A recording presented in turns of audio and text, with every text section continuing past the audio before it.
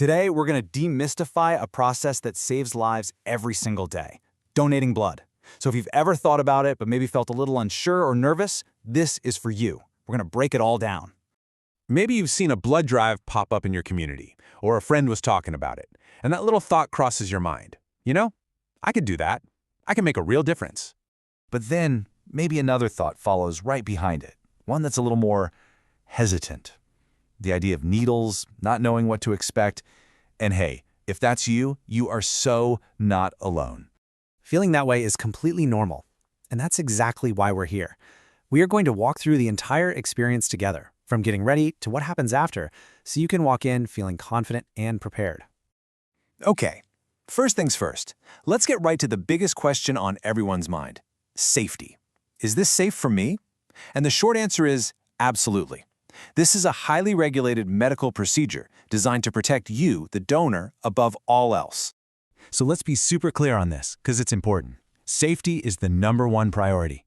Every single person gets a brand new, sterile needle that's only used once. They clean the area thoroughly, the staff keeps a close eye on you the entire time, and all the blood collected goes through some seriously rigorous testing. The whole process is incredibly safe. So who can actually step up and donate? Well, the general guidelines are pretty straightforward. You typically need to be between 18 and 65, weigh at least 50 kilograms, that's about 110 pounds, and just be in good general health.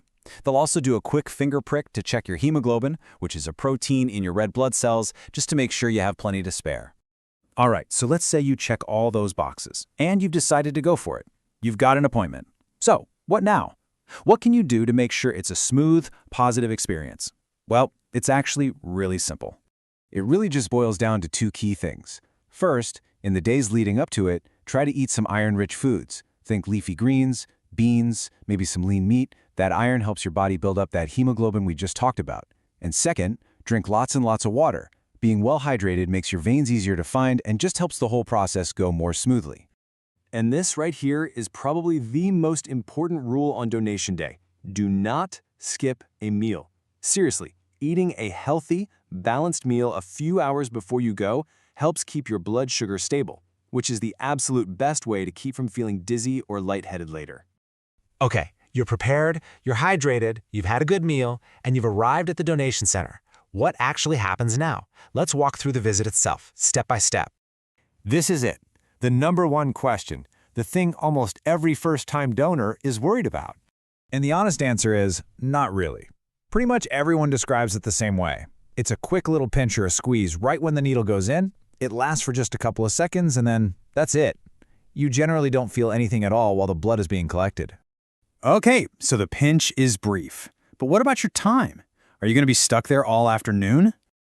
Not at all. The entire visit, from the moment you walk in the door to the moment you walk out, is usually less than an hour. It's broken up into a few simple parts. You'll register, do a quick and confidential health screening, then the donation itself, and finally, you get to chill out for a few minutes with some juice and snacks. And here's the part that surprises almost everyone. The actual time you spend with the needle in your arm donating blood, it's just about 8 to 12 minutes. That's it. Most of your time there is just for the prep and the post-donation snack. This is another thing that can cause a little bit of anxiety. It can feel like you're giving a lot, but let's put it into perspective. A standard blood donation is about 450 milliliters. Now that might sound like a lot, but it's actually less than 10% of your body's total blood supply. Your body has over 90% left to work with, and it starts making new plasma almost immediately. You've got more than enough.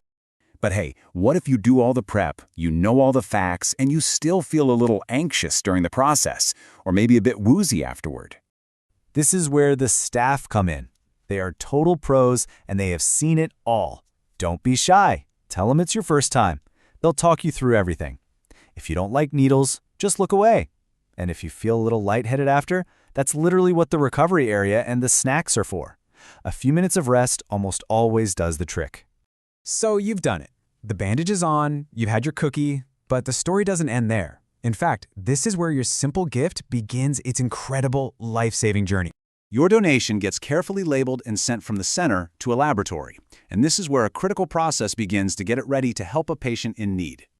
First, as we mentioned, it gets tested like crazy to ensure it's safe. Then, it's put into a centrifuge and separated into its core components: red blood cells, plasma, and platelets. And here is the amazing part. This means your one donation can actually help up to 3 different people.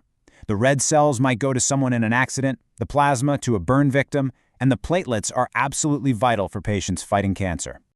And that is the real, profound impact of what you've just done. It is so much more than just a bag of blood. It's a direct lifeline. It's literally hope and healing in physical form. And for so many people, it is a second shot at life that they simply wouldn't have without you. So when you really think about it, the process is safe, it's quick, and it is so much less intimidating than it seems. We're talking about maybe an hour of your day, and that 1 hour can give someone else a lifetime. The only question left is, are you ready?